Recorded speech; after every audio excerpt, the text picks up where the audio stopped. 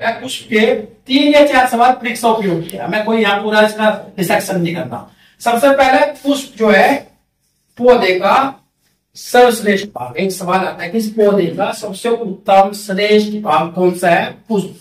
क्योंकि पुष्प से फल, फल से फिर बीज बनता है, बीज से फिर नए पौधे का निर्माण होता है। तो पुष्प जो है सबसे इंपोर्टेंट होता है। चपटे भाग को क्या बोला जाता है? पुष्पासन। कुछ चीजें हम जब आगे पढ़ोगे कि फल का कौन सा हिस्सा खाया जाता है, तो कुछ का पुष्पासन खाया जाता है। इसका जैसा सेब है, सेब को क्या है, उसका पूरा का पूरा पुष्पासन खाया जाता है, पूरा का पूरा। उसमें कोई बीज बीज निकालने की जरूरत नहीं है, मध्य भित्ति बाह्य फल भित्ति बोली, पूरा का पूरा ही खाया जाता है। 4 भाग है इसके, बाह्य दर्पुंज, दर्पुंज, पुमंग और जायंत। अगर हम लोग फूल को देखते हैं तो जो बाह्य आकृति है ये बाह्य दर्पुंज है। काम क्या करें केवल ये, सबसे पहला तो जो कली है उसको सुरक्षित करते हैं। समझ में आएगा? पुष्प का जो सबसे इंपोर्टेंट भाग होता है वो वर्तिकाग्र होता है। ध्यान रखना इस चीज का। पुष्प के अंदर जो वर्तिकाग्र, क्योंकि निषेचन की प्रक्रिया इसके अंतर्गत होती है। जो कीट जाता है वो जो है इसके अंतर्गत जाता है। तो वर्तिकाग्र को कवरिंग कौन करता है? बाह्य दर्पुंज। उसका कवर का काम करते हैं। कलरफुल होते हैं, इसलिए हम लोग को जब फूल देखते हैं तो बाह्य रूप दिखाई देता है, गुलाबी रंग का, पीले रंग का, व्हाइट रंग का। तो वे कलरफुल होते हैं और दूसरों कीटों को आकर्षित करता है। जितना कोई सुंदर होगा उतना ही उसके अंदर आकर्षण पैदा होता है। तो जो कीट होते हैं वो उसकी तरफ, पुष्प की तरफ को आकर्षित होंगे सुंदरता की वजह से उसकी। उसके बाद दर्पुंज। अब इसके अंदर जो है छोटा पार्ट आ जाता है दर्पुंज। प्रकृति ने जो भी चीज बनाई है ना बड़ी सोच समझ के बनाई है।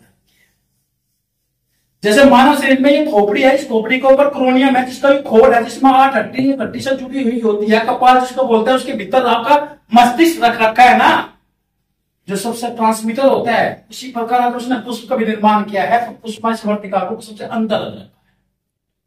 समझ में आया ना? तो इसके बाद दर्पुंज की संख्या 1, 2 से लेकर 6 तक हो सकती है। कभी नहीं आता संख्या इसकी 4 ही है, किसी में 6 भी होते हैं, किसी में 2 भी होते हैं, किसी में एक सिंगल भी होता है। उसके बाद इसी एक ही पुष्प में पुमंग और जायंत। पुमंग मतलब पूरा पुरुष, पुरुष का जन्ना। समझ में आया? दिमाग में रखे पुमंग किससे संबंधित है? नर जन्ना से। जो सवाल आता है पुमंग किससे? नर से।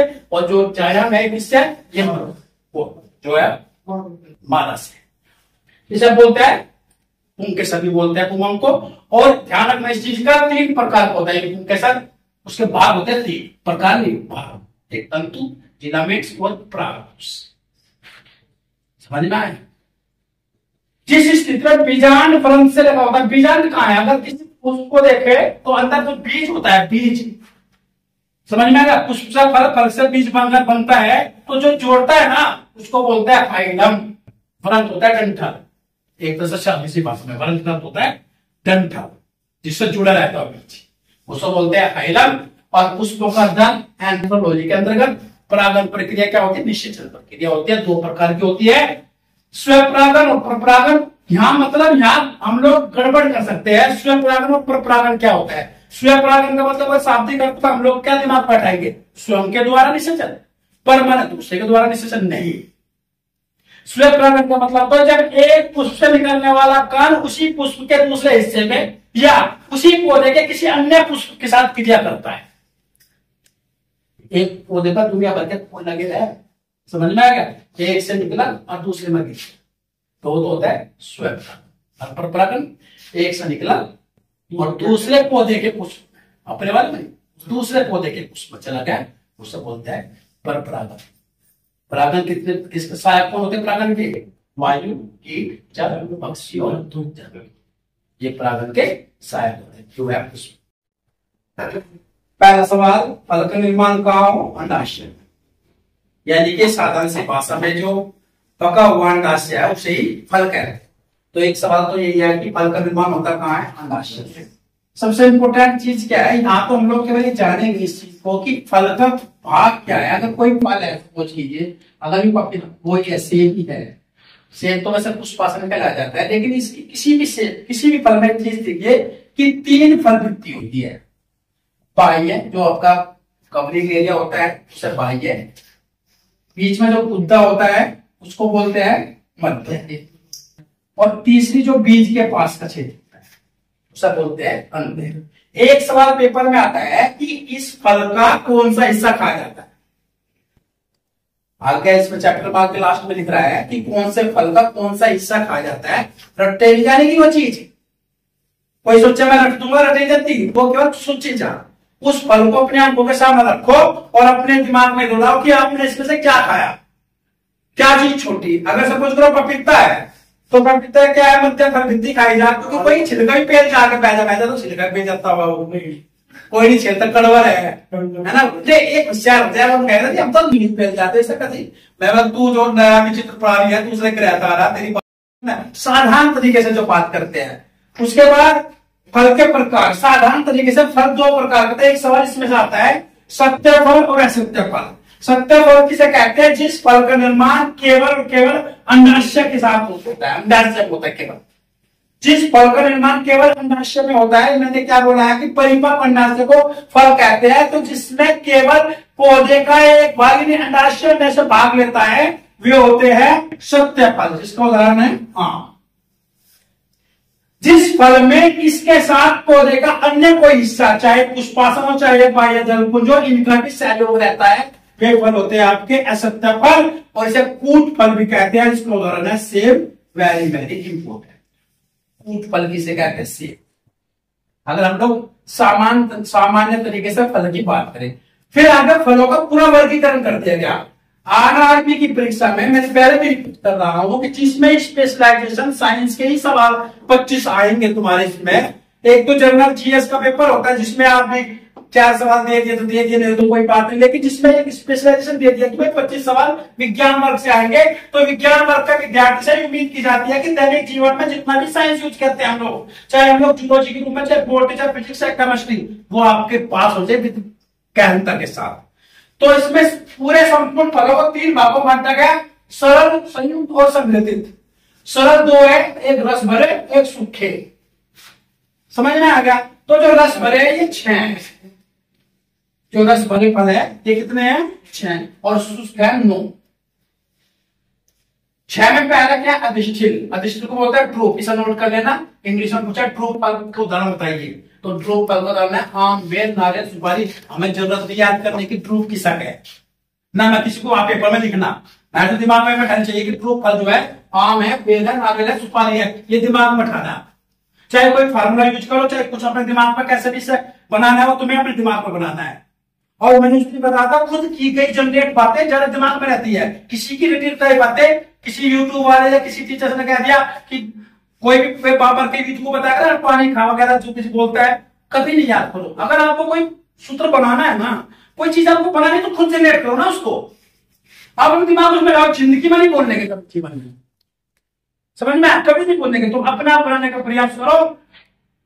पीपी के अंदर क्या है, मैंने कहा जून जुलाई में जो हुआ है, नदी के किनारे जितने भी सारे फल है, चाहे खरबूज, तरबूजा, ककड़ी, खीरा, ये किसके अंदर आएंगे, पीपी के। हेस्पेरियम के अंदर खट्टे पदार्थ, जितने भी खट्टे पदार्थ है, संतरा है, नींबू है, मौसमी है, जो भी फल है, ये किसके अंदर है, हेस्पेरियम के। पेरी के अंदर टमाटर, मिर्च, अंगूर, केला। केला इंपोर्टेंट, नोट कर लेना इसको। और पॉम के अंतर्गत सेब और नाशपाती और बेरिस्टा का केला। समझ में ध्यान, ये आपके सरल फल, जिसमें सरस फल।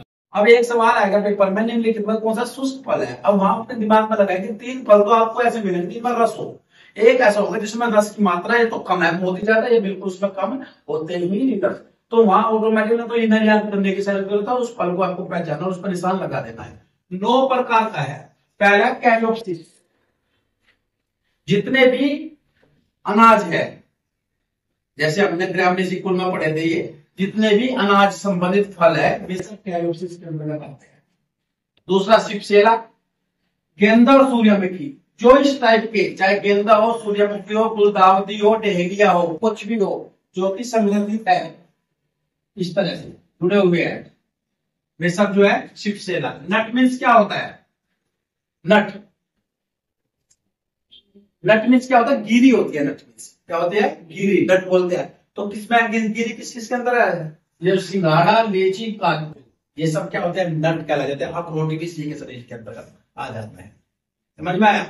अगला है फली। फली सबको पता ही है, साधारण भाषा में काम में जितनी भी पूरियां है, किससे पूछ लिए, अगर मटर तो मटर की फली लेता है, ये कभी उन्होंने कहने की मटर लेता है, मटर तो पढ़ी लिखी क्या है आजकल पे मटर लेके आना।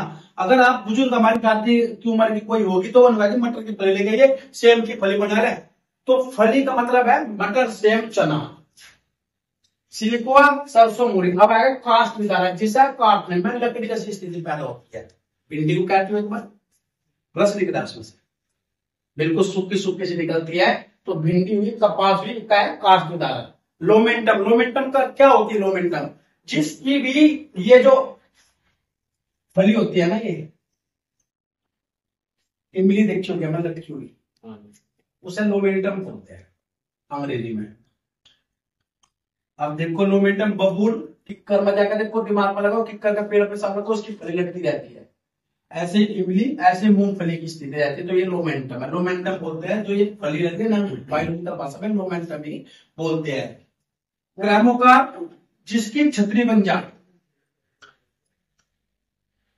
अब देखो किसकी छतरी बन रही है, छतरी किसकी बन रही है। सौंफ का पौधा देखा तुम लोगों ने, सौंफ देखा हो, जीरा देखा हो या धनिया देखा हो, धनिया तो जब वो पैदा उगता है तो उसकी छतरी बन जाती है, क्रेमोकार्प, जिसकी छतरी बन जाती है।